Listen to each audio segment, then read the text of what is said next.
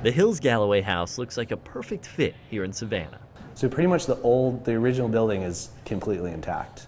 A home full of history. The rafters and everything is original, so all the framing up here is, we have these huge HL hinges.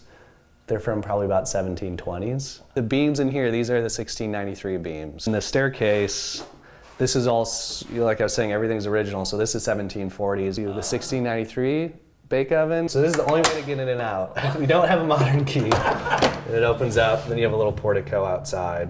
Of course, if you know your history, you may have realized already.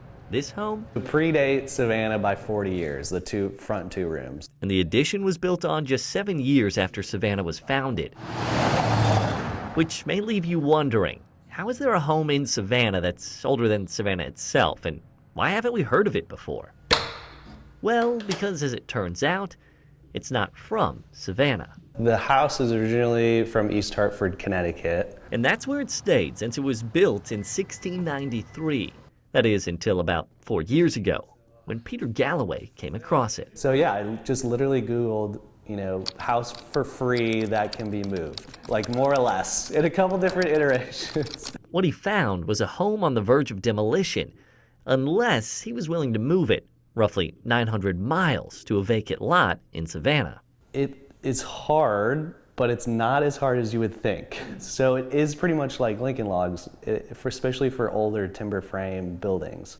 So they took it apart, made the trip, and then began the process of putting it all together again.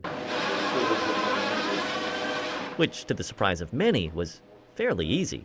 Especially all the woodwork, all of it's made by hand, and it went right back up. We really did not have to do much.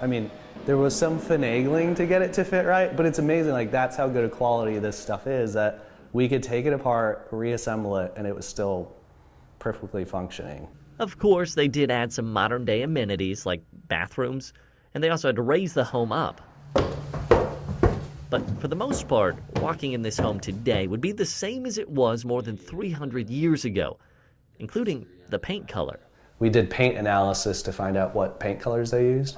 In one room, even finding and preserving the actual paint from the 1700s. We got to the original paint and we were like, okay, we're gonna leave it. We're not gonna keep going, because it was intact everywhere, which is super rare. A fire over here, bake oven here. So for Peter, the Hills Galloway home is a dream come true.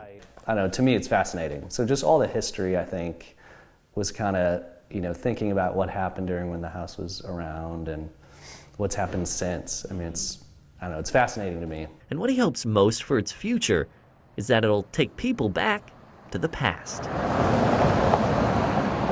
Hopefully getting people to appreciate, the history, the architecture, and we're not gonna have TVs in the house. We're gonna have internet, but we just want people to be able to read a book, play chess, or play card games, or just kind of go 18th century.